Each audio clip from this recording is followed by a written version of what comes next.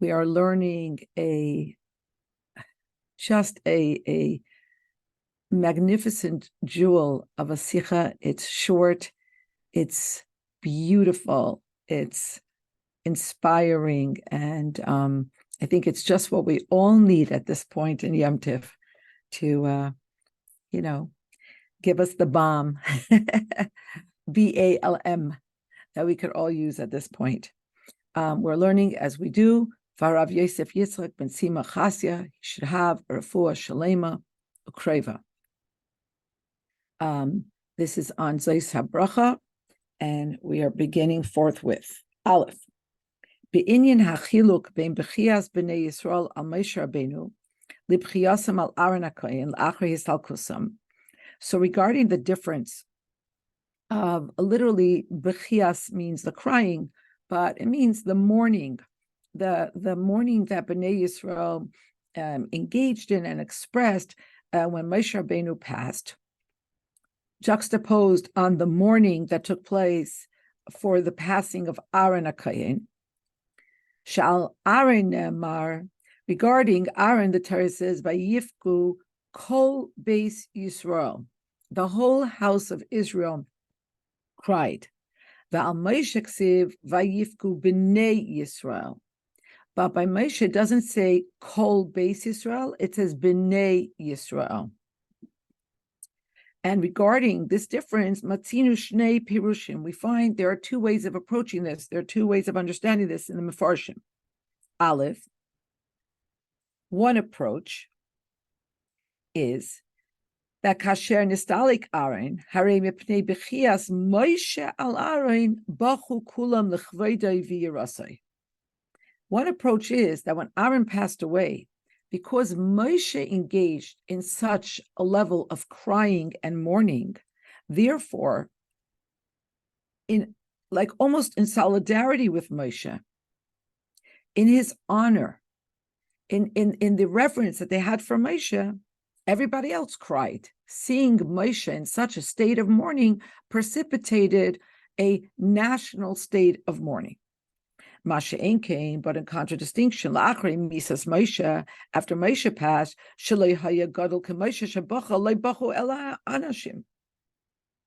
but because when Moshe passed, there was nobody of the stature of Moshe to cry for him, and therefore the men cried, but not the whole nation, not the women. That's one approach. Beis, the other approach, and this is the approach that Rashi brings down.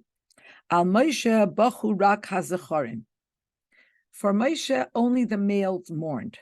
Masha came by Aaron, but when it comes to Aaron, shahaya reidif shalom v'neisen shalom ben ish l're'eu ben isha l'bayla ne'emar chol beis Yisrael zacharim u'nekebes. But in contradistinction, by Aaron, because Aaron was known to not only be a peaceful person, but to pursue peace and to effectuate peace between people and between a woman and her husband, and therefore this precipitated a national mourning that included both the males and the females. It included everyone. So in analyzing these two approaches as to the difference between the mourning from after Moshe's death to Aaron's death, we find, according to the first explanation, that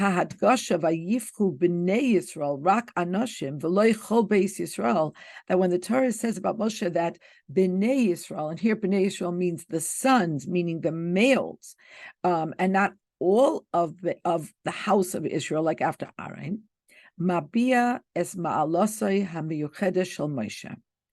So this seems to express the exaltedness of Moshe. Shalei gadol k'moisai asher b'chiyav yigraim levayifku kol beis Yisrael. That Moshe was basically irreplaceable. He did not leave behind somebody that was as great as him, whose mourning would set into motion a national state of mourning. Masha Kain, but in contradistinction, lefi ha'perish hasheni. But according to the second explanation, Adarabba, It's on the contrary. It's the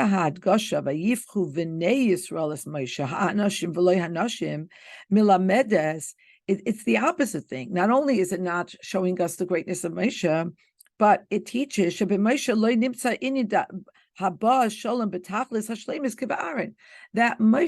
had a deficit. By Moshe, there wasn't this modality that Aaron exhibited and that Aaron was involved in, and somehow this was missing in Moshe, and therefore the morning after Moshe's passing was not as intense and was not as global as was the morning after Aaron passed away. So according to the first interpretation, the focus is on the greatness of Moshe, and in the second interpretation, the focus is on the greatness of Aaron. V'tamua. And this is a wonder. This causes us to wrinkle our brows and ask, Muvanu pashut, shaparsha ha'isek b'misas Moshe, hi makoim matim l'tior ma'aloisav dafka. It seems logical that the part of the Torah that deals with Moshe's departure from this world should focus on his great attributes. I mean, after all, that is natural, that when you're mourning a particular person, you focus on that person's greatness. And like we see in these psukim, the last few psukim of Zos HaBracha, it talks all about the greatness of Moshe. His eyes didn't dim. He didn't lose his physical power and prowess. And there was never another prophet like Moshe amongst Israel. And then it talks about l'chala eisais, all of the signs and the wonders, l'chala yada chazaka, and his great hand. And you can't even mention these psukim without making reference to the Rebbe's iconic sikha about in the last words of the Torah, that Rashi says, Yashekhecha shibarta, Moshe's great love for Bnei Yisrael, that he was ready to even break the luchos for them. So this whole part of the Torah, especially and specifically this parsha, deals with the greatness of Moshe. Ve'im kain, and if so, ma makim kan lahadgasha zu she'etzel Moshe loy nimtza shleimus hamayla shalava shalom kiva Aaron. So where does it fit in? It's just out of place for something in this part of the Torah, in this parsha, where we deal with Moshe's death, and we're talking about his spectacular greatness, to mention something that underscores a deficit. And what was that? That he didn't bring peace to people like Aaron did. Beis. Ubefrat tamua, and this is especially kind of troublesome or disconcerting or a wonder, besim leiv, when you pay attention, l'seder haloshen beperish Rashi, when you look at the exact order of what Rashi does on these words, v'zel l'shaynai, and here the Rebbe cites Rashi in total. B'nei Yisrael, the Dibra HaMaskil is B'nei Yisrael. Rashi says, Hascharim, Aval ba'Aaron, but regarding Aaron, but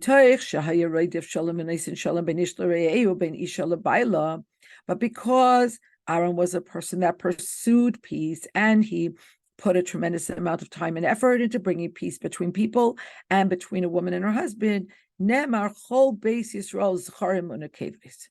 There it says, by Aaron's passing, Chol Beis Yisrael, which implies both the males and the females. And seemingly, im kavanas Rashi rak l'taritz mipnei ma ba'arin nemar kol beis Yisrael, if Rashi's only intention would be to point out that there's a difference in the terminology, and here it says Bnei Yisrael, and by Aaron it says Beis Yisrael, and it also says Chol Beis Yisrael. So Rashi should have begun his perush with this detail. B'nei Yisrael hascharim, uva Aaron nemar kol beis Yisrael zacharim u'nekeves. In other words, he should have started with focusing on the difference in the terminology and teased out for us parse the text and tell us what this means. And only after telling us what the difference is and how by Aaron, whole base Yisrael includes both the males and the females. Afterwards, levar hatam, then he should give us the reason. But Rashi doesn't do that. But Rashi leads with basically training the spotlight on Aaron. And he does so in elongated fashion. And this is especially noteworthy that Rashi doesn't mince words here. And in general, Rashi is very, very careful with his wording. And here he's wordy, he's verbose. And this is especially noteworthy because he's already explained this earlier. When Aaron passed away, he explains that Chol Beis Yisrael means all the males and the females and why this is so. So mashma, we understand from this, shekavanas Rashi, the Rashi's intention here, loy rak levaris hatam v'hechrach shvayifku b'nei Yisrael. It's not just to explain why over here only b'nei Yisrael mourned, hainu hascharim, elagam levate ulahadgish es malas Aaron legabi Moshe be'inyan zeh shel havah shalom. But by leading not only with how it was different by Aaron, but why it was different by Aaron, it seems that Rashi wants to express and to underscore the special feature, the exaltedness of Aaron, the imkain, and if so, tamua. So we're left with our wonder. Ma ra Rashi laharich kan beinin histalkus Moshe dafka bebir hefach ma'alosei shel Moshe legabe Aaron. Again, why would the Torah and Rashi, in elongated fashion, right here, surrounding the departure of Moshe from this world, dafka here discuss something that is a maila, a virtue that is missing by Moshe. The ain litaretz, and you can't explain this way by saying adrabah. No, this particularly is the place to do it. Mitzad Yisron v'goydel hamayla shel Moshe Rabbeinu b'chlal, because we're talking about Moshe Rabbeinu and his greatness. Tzricha haTorah lahashmienu, so the Torah has to teach us shebenegei le'inyan zeh avas Yisrael v'avah shalom ein lehistapik b'hanagasa shel Moshe. Because the Torah is setting Moshe up as exhibit A for this spectacular person whose greatness was never replicated. So therefore, Dafka here, the Torah does have to remind us that when it comes to this particular virtue, this is something that Moshe was missing. And we can't satisfy ourselves with the level of Avas Yisrael that Moshe showed, but rather, but rather for this, we have to go to Aaron to learn what to do. But the Rebbe says you can't explain it this way. Why? Because simply speaking, because it would seem logically this is not the place. I mean, you go to a funeral and the person gets up and you think they're going to give a eulogy about the person whose casket is in the front of the room. No, they start to speak about somebody else. Like, yeah, it's possible that this other person is very, very, very, very great, but this is not the place. When we call them, move on. So from all this, it's understood limud inyan histalkus Moshe, that as we are learning, as the Torah is teaching us about the departure of Moshe Rabbeinu from this world, nachutz ladas es hachiluk shemimoshe va'Aaron. It is absolutely imperative to know the difference between Moshe and Aaron, koilel malas Aaron lagabe Moshe, inclusive of this way in which Aaron was greater than Moshe. And we need to understand why. What is the imperative? And that's why here the pasuk once again underscores Vayifku v'nei Yisrael as Moshe. It could have said Vayifku Yisrael as Moshe. No, it says Vayifku b'nei Yisrael as Moshe. That the men among Israel mourned for Moshe. Valkach mivaer migala Rashi. Rashi explains and Rashi reveals shekavanas hakosuv l'rameis bazeh al ma'alosei shel Aaron legabe Moshe. that the intention of the pasuk is to underscore the greatness of Aaron on or juxtaposed against Moshe Rabbeinu. She'etzloi dafka, that it's specifically by Aaron, his kayem ha'inyan shel reidiv shalom v'neisin shalom ben ish l're'eu ben ish l'bayla. That Aaron was the one who had this great feature of pursuing peace and bringing peace between persons in general and between couples in particular. Gimel. So we have to understand what is the imperative, since logically it seems out of place, but it's clear that the Torah goes out of its way to bring something to our attention. What is it that the Torah wants to bring to our attention? Gimel. The Yuvan, and we'll understand the lesson here, Bahakdim, by prefacing Hatam Shalom Matzinu b'Mamari Chazal Shemoshe Nahag B'Hava Shalom Ben Ish L'Re'eu Ben Isha L'Bayla K'Moshe Matzinu Ba'Aren. First, we have to understand why, in fact, we don't find that Chazal taught us that Moshe Rabbeinu was engaged in bringing peace between people and between couples. Why indeed was that not something that seems to have been a focus of Moshe Rabbeinu? Move on, Upashut. It's very clear and simple. That it can't be, God forbid, that this bespeaks a deficit in Avas Yisrael on the part of Moshe Rabbeinu. Va'adarabba. On the contrary, it's very well known. Moshe Rabbeinu Oiv Yisrael Haya, Haroya Hane'eman Shel Klal Yisrael. We all know the very, very famous medrash that teaches us that Moshe Rabbeinu was chosen because of the sensitivity and the care that he showed every single sheep in the flock when he shepherded the flocks of Yisrael. And it was this characteristic that marked him as the Roya Ne'eman, the faithful shepherd of Klal Yisrael. He wasn't just concerned, I've heard Rabbi Kolarski use this term many times, with Klal Yisrael, but he was concerned with Reb Yisrael, with each individual. So we know that this was a characteristic of Moshe Rabbeinu. He was the Roya Ne'eman shel Klal Yisrael, v'chol echad ve'echad mi Yisrael.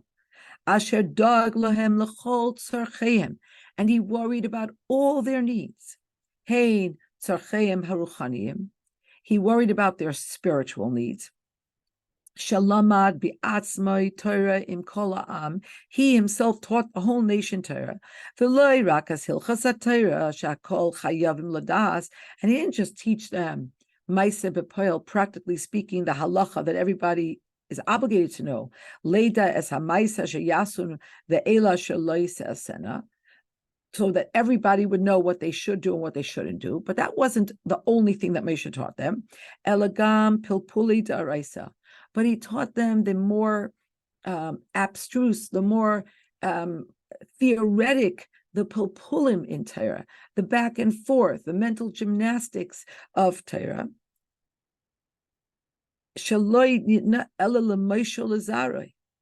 And this aspect of Torah, in a certain way, you could say, was given to Moshe and to his seed, like, in other words, to people of his ilk, to the highest echelons, to the creme de la creme. But Moshe nagba toivas ayim v'nasna Yisrael. But Moshe shared it b'toivas ayin, with a magnanimous largesse, he with a generosity, he shared all of these more abstract and abstruse aspects of Torah with Bnei Yisrael. He loved them. He loved them so much, he gave them the depth. So that was Ruchnius, the Hein Kol Tzarcheim Hagashmiyim. And we know that he worried about all of their material needs.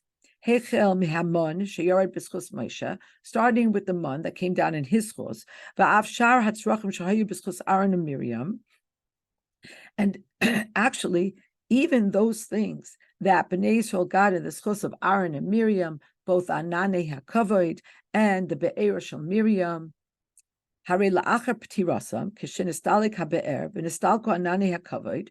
But we're taught that after Aaron passed, after Moshe passed, so for a short while, the Be'er, the miraculous well of Miriam, also disappeared. as did the clouds of glory, but chazru b'schus Moshe. But they came back, Moshe brought them back in his chus. So he effectively took care of all of the needs of Bnei Yisrael. So it can't be that the Torah is trying to tell us that Moshe is lacking Avas Yisrael.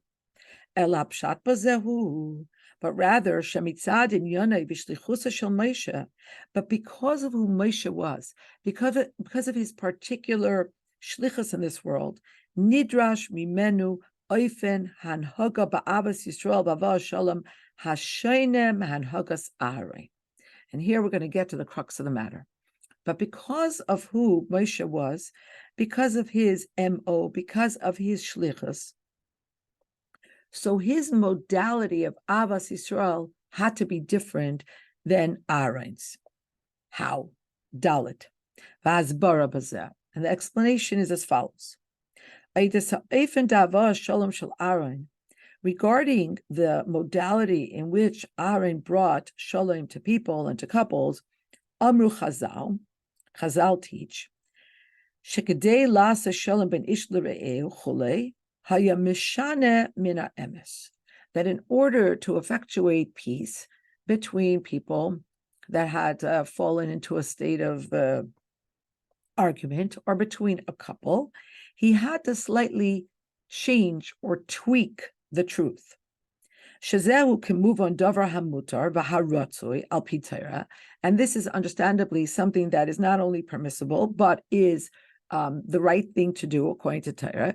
Kamaimer Chazal, like we learn in Yebamos and Gemara, mutar la'adam l'shanais bidvar hashalom, that you're allowed to change, tweak, adjust, massage, the things in order to effectuate peace.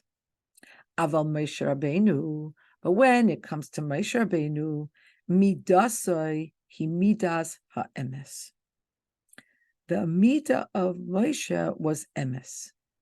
V'lachein oifen zeh shel hava shalom eino yachol l'skayim boy. So because he is the midah of emes, Moshe emes, v'tayrasai emes, maybe you know such a song, therefore he could not engage in this particular modality of peace brokering. And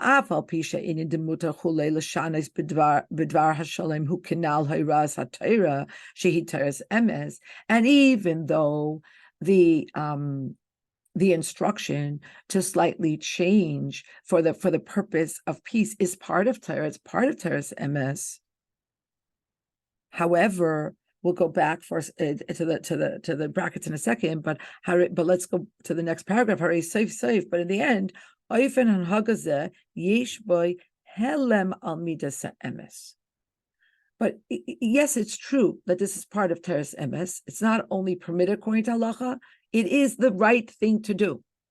But still, in all, there's an obfuscation here. There's an eclipse. There's an helem of the truth. Now let's go back to the brackets. The Rebbe explains, the Rebbe says we've already spoken about this in the footnote. You could see which sichas b'diuk lashon Chazal. Rebbe parses the very, very specific words that Chazal use. Mutar l'shanois. The word is to change. Shezeu rak inin shel shinoi. This is just something where you change, you tweak. Avaloi sheker chas v'shalom, but it's not a lie. Hefach Torah's emes, because a lie would be the opposite of what Torah's emes allows us to do. But we all know that sometimes just by making a slight adjustment in the terminology, or even in the order of what you say or how you say it, or maybe by not saying certain details, it can make all the difference. It's l'shanos. But the Rebbe says, but for Moshe, this was not Moshe's modality, because in the end, there is a helem, there is a shrouding of midas ha'emes, v'lachein, and therefore, and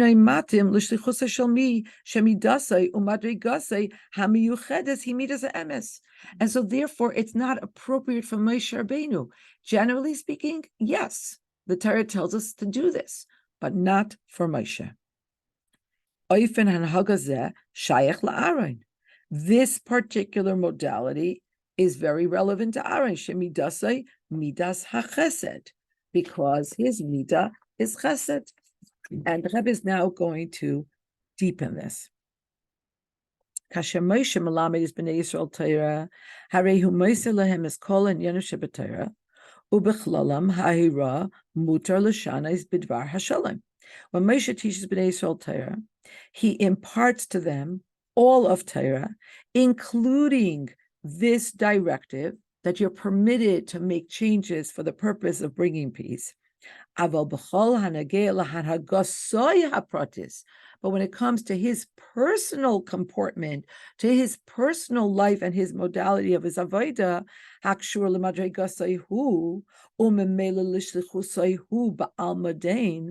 but when it comes to his madrega and his shlichus in this world, this is not relevant to him. And perhaps the Rebbe says we should add another layer. Mitzad inyanai shel Moshe, from the perspective of Moshe, einai shayach sheyashpil atzmei gam le'elu shematzavam yorud kol kach ad shehaderech hayechida la'asei shalom beineihem hi al yidei shinui min ha'emes. The Rebbe says that maybe we could say that based on our understanding of where Moshe Rabbeinu was on his madrega, it's not shayach, it's not relevant that he should lower himself to those who are on a madrega that is so lowly that the only way that you could help them make peace is by changing the truth even slightly.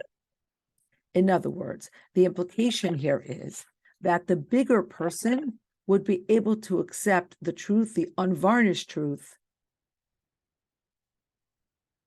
but not everybody can. So mitzad Moshe, this was not his avodah, both because he's the midas ha'emes, and because he on his madrega, he's not relating to those who need this approach, as it were. But there's more. Hey. But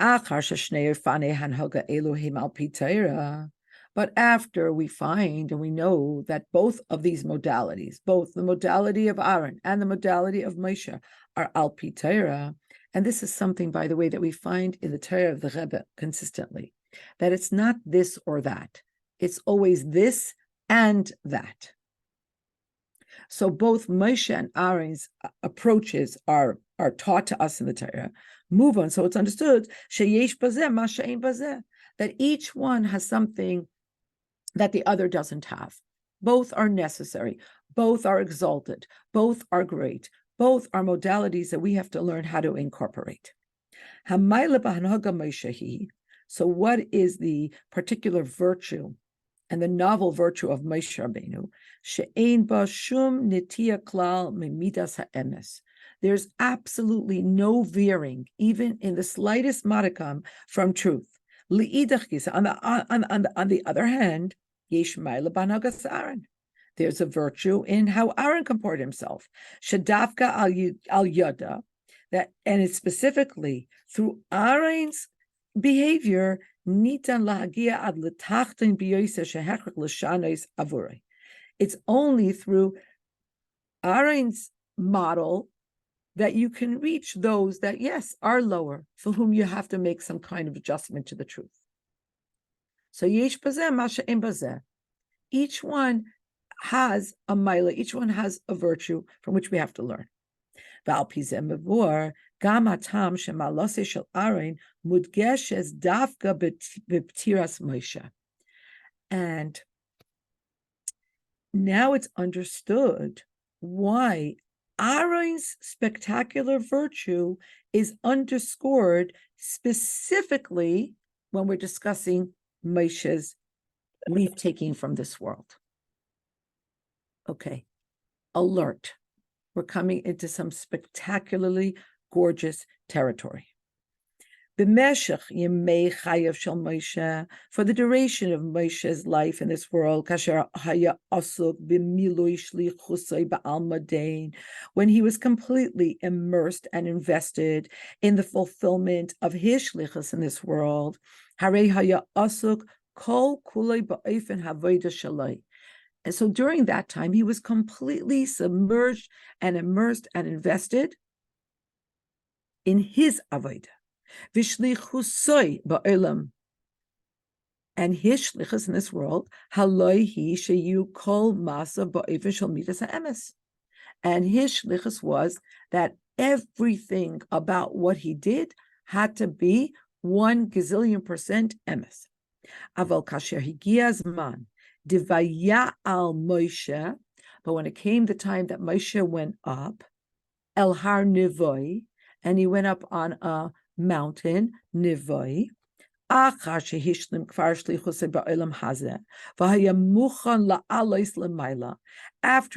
his shlichus in this world, and he was ready to go up higher, Azai, he giaz manoi lahakir vilachush b'mala shebahanhagas Aaron. Then came the time for him to recognize and to feel the virtue of Aaron's behavior, hamevia shalom lechol echad miYisrael, that is able to bring peace to every person amongst Israel. And now the Rebbe brings in something that there's a lot of chassidus about this. Al derech habir b'mamori hayadua, and this conjures the explanation regarding a very well-known teaching in the Gemara that were taught regarding Rabbi Yochanan ben Zakkai samuch lemisasai. That Rabbi Yochanan ben Zakkai, just before he passed, he said the following: Eini yodea, I do not know be'ezu derech meilichim isi. Rabbi Yochanan ben Zakkai said, I don't know if I'm going to Gan Eden, I'm going to Gehenna. I have no idea. V'yadua hakushya, and everybody knows the well-known question on these words of Rabbi Yochanan ben Zakkai. How could it be? Ech yitachen hadavar? How is it possible? She'etzel Rabbi Yochanan ben Zakkai shehaya migdoilei hatanoim. He was one of the biggest tanoim. V'fligu Chazal b'gdulosei b'kama mekaymes, and Chazal wax on and on about his greatness and his spectacular greatness in many places. And for sure, he was meticulous and punctilious in staying away from anything that the Torah tells you not allowed to do, and doing everything the Torah tells you to do. How is it possible that by this, Rabbi Yochanan ben Zakkai, his sofek, he actually had a doubt? A doubt was aroused in him. Really? He had a doubt about where he was going? And it's explained, and the Rebbe brings down in footnote 29, you could see all the places in Likutei Torah, there's Maimorim about this, and Sichas, Da'af ha'aya samuch u'batuach shebechol hanageh l'koichosav ha'giluyim ha'is avodas b'tachlis ha'shlemos. Although he was able to rely, and he was sure that in regards to his manifest koiches, his avodah was complete. In other words, based on what he knew he was supposed to do, he had brought his shlichus to fruition. Mikol makai, but still in all, haya misupak, but he was in a state of doubt. Imfal es asher haya olav lifal gam b'negei le'etzem nafshoy shelamayla migilui. On the level of giluyim, on the level of what he knew about himself and his koiches that the Eibishter gave him, and what he was supposed to do in this world. Yeah, that he was able to take inventory of that, and he must have known that he did a good job. But b'negei to the etzem of his neshama, the aspects that are l'mayla migilui, that transcend exposure and revelation, he wasn't sure. He wasn't sure. Did he do what he was supposed to do? Ela Shadayin ain't a mover, but it's still not understood. Im haya etzli safek oidis matzav etzem nafshay, if he was in a state of doubt regarding the etzem atzmos of his nefesh, of his neshama, im hu nimtza b'matzav shel kedusha chas v'sham lahefech, if he's in a state of holiness, or God forbid the opposite, if really this was something that he was concerned with, lama hitztaer al zeh rak samuch lemisasai. So why was he only worried about this? Why was he only in a state of angst very close to his death? Why wasn't he worried about this for the duration of his life? B'meshach kol yimei chayav.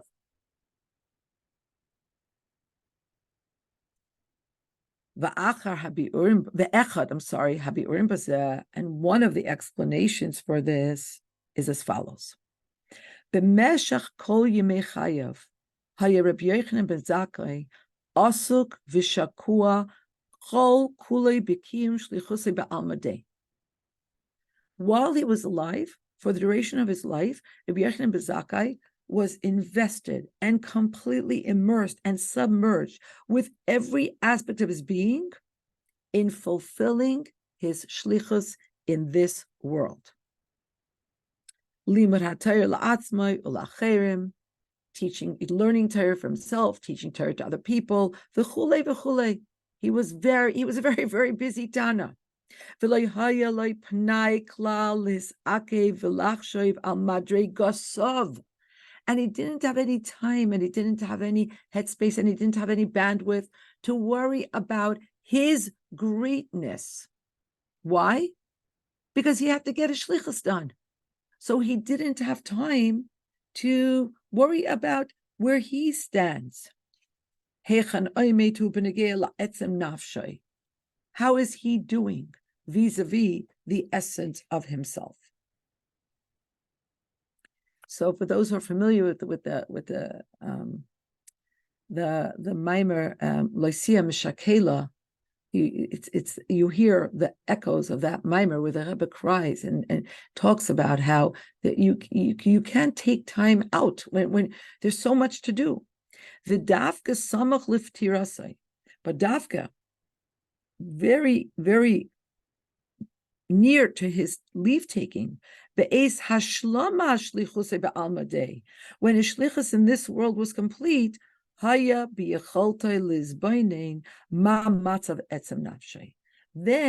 there was the possibility for him to contemplate what is the situation, what is his situation vis-a-vis etzem nafshay. And so the Rebbe says, bringing it back to Moshe and Aaron, Dafka samuch liptirasai.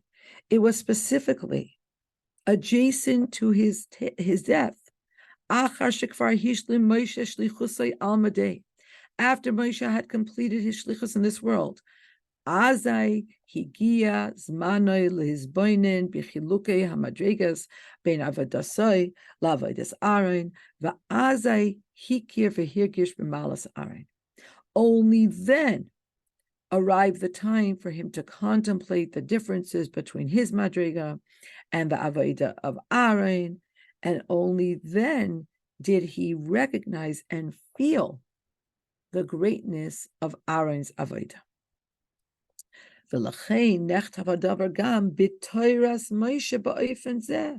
And that's why this is spoken of and written about in Moshe's Torah in this way.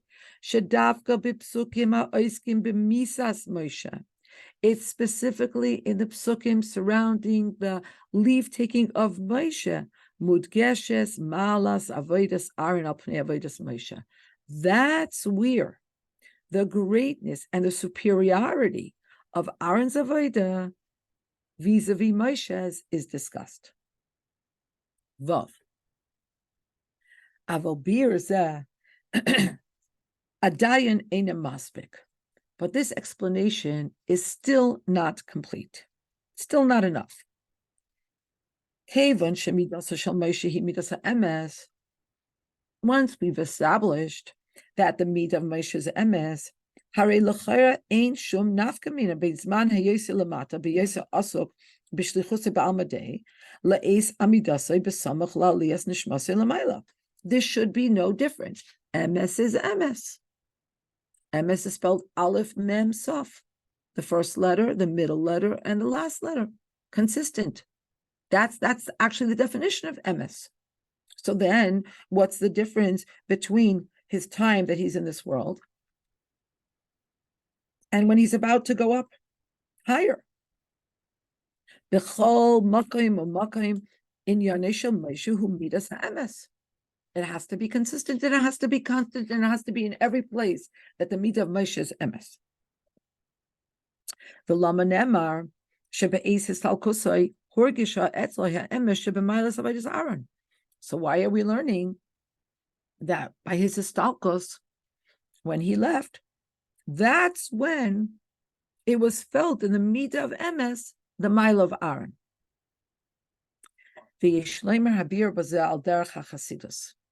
And it's possible to advance the following explanation al pi chasidus.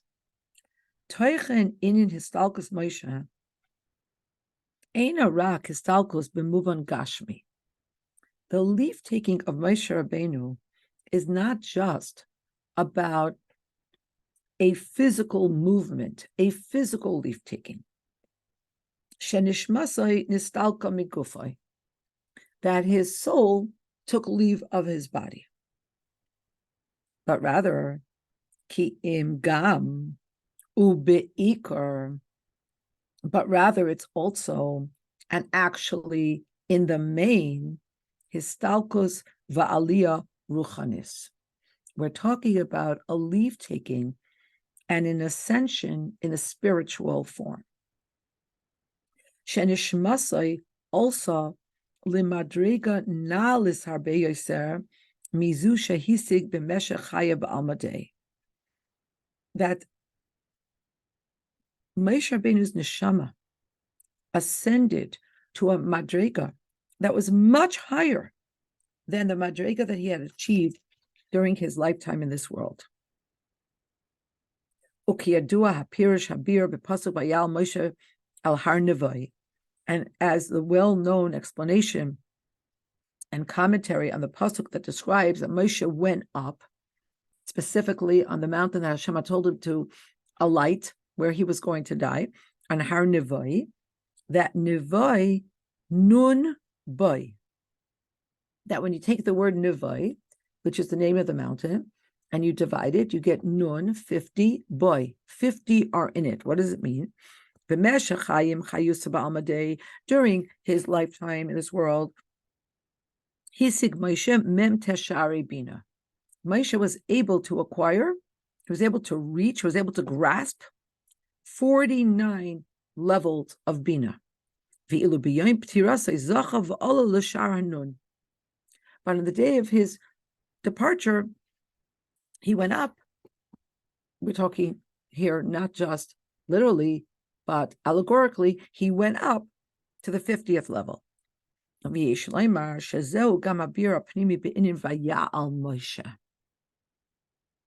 Says we might say that this is the innermost understanding of the words Vaya'al Moshe. It's not just that Moshe ascended a mountain. In Yaneshel Moshe who. So what was during his lifetime the inyan of Moshe, the modality of Moshe? It was about hamshacha. It was about drawing down milmaila lamata, from above downward into this world. And that's why Moshe is referred to as Shushbina de Malka. Just like when you go to the chuppah, you have interferers, you have the people who accompany the chassan and kala to the chuppah. So it says that by Matan Torah, Moshe was the Shushbina de Malka. Moshe Rabbeinu accompanied Hashem, the Melech. V'lachein hayazehu shahirid es haTorah lamata. Moshe kibel Torah misinai Masara. Moshe is the one who brought the Torah down. Moshe received the Torah at Sinai the Pirkei Avos, and imparted it to everybody else. Masha Inkin Aaron, in contradistinction, what is the modality of Aaron? Who Shushbina Dematrus Nisa. Aaron is called the accompaniment, the Shushbina of the matron, meaning Knesset Yisrael.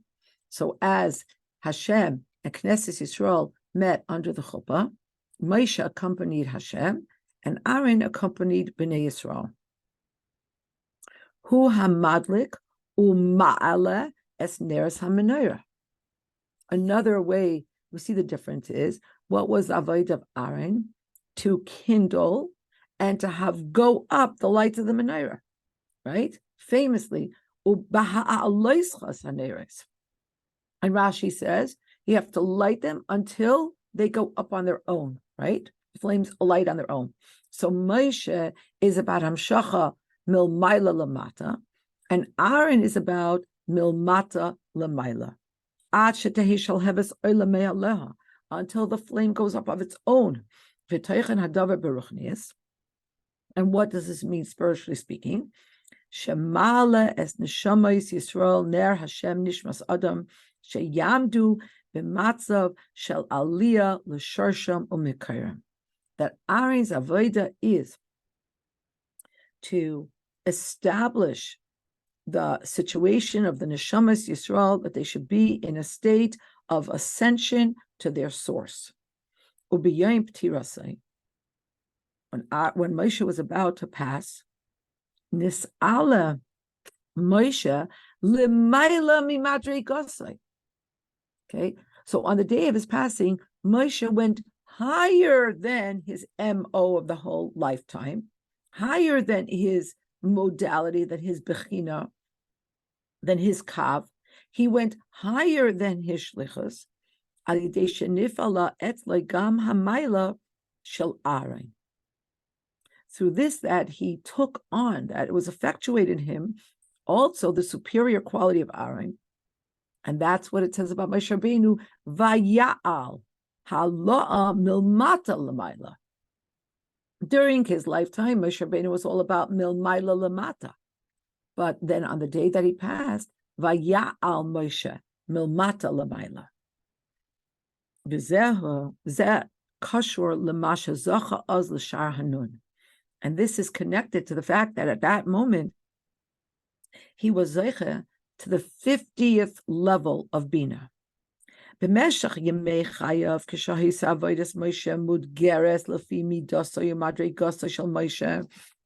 the course of his lifetime, when his avodah was contained within his midah and his madrega, as exalted as it might be, heiru etzlei kol aval rak mem teshari bina. He was only able to achieve 49 of the 50 levels. Umispar memtes, and the number 49, Meir al Hagbola del Olam. Chassidus explains Zayin Pa'amim Zayin Shivas Yimei Habinyan, that the number for the natural course of this universe is 7. And then we have all kinds of cycles, and 7 times 7, v'chule, right? So during his lifetime, it was still contained within the parameters and the constraints of the world, of his madrega, as exalted as it might be. Aval kasher nifal etzloi inyan vayal. But when, immediately before his passing, vayal Moshe, he went into the modality of going upwards, aliyah v'yitzia migdarav, taking leave of his parameters, of his norm, of what we would call today our comfort zone. He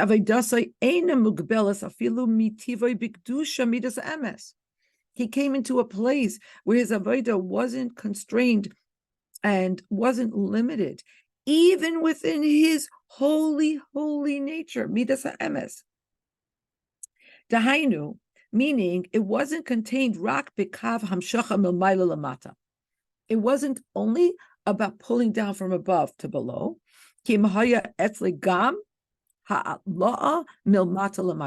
But rather, he also embraced the modality of Aaron of raising from below upward. This is connected, and this led that he should be able to get the 50th highest level of Bina, which is higher than any kind of limitation. And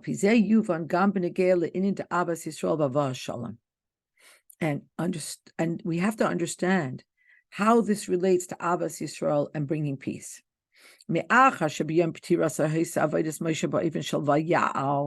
Because on that day of his leave taking from this world, his avodah was in the modality of Vaya'al, ascension, which is Madregas Aaron, which is really Aaron's modality.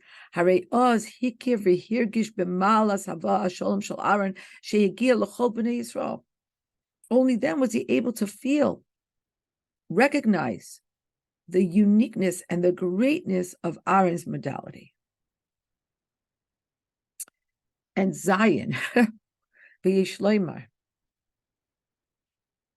just unbelievable how the Rebbe always prefaces with Yesh Leimar. Like Rebbe says, maybe. Look at this anivas. Shemikol hanal, based on everything we learned above. Lamadnu oid inyan begoidel Abbas Yisrael shemesh Rabbeinu.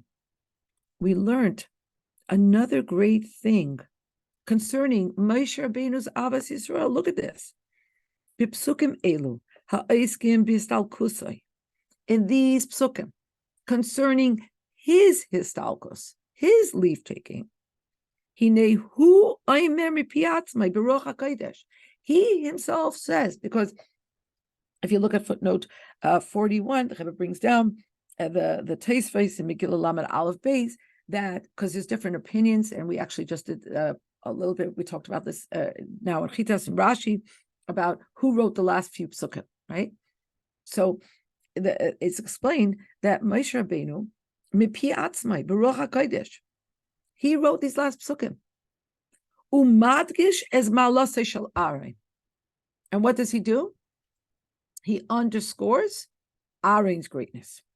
Kidei sheyilmedu mizeh b'nei Yisrael ad hechan magia inin Abbas Yisrael b'roichav u'ba'omek. We should learn how deep, how broad has to be the inyan of Abbas Yisrael. Shemibli habeit al goydel ilu shel Abbas Yisrael shaloi. Notwithstanding Moshe's own great Abbas Yisrael, and surely Moshe Rabbeinu's Abbas Yisrael became greater and greater because Malin B'Kodesh, because we're always going higher. So certainly Moshe Rabbeinu's Abbas Yisrael evolved and deepened and broadened. Just as he went upward and higher in all inyanim of Kedusha. Afal Pikain. Notwithstanding this, it's still not enough. But you have to go in Aaron's ways. To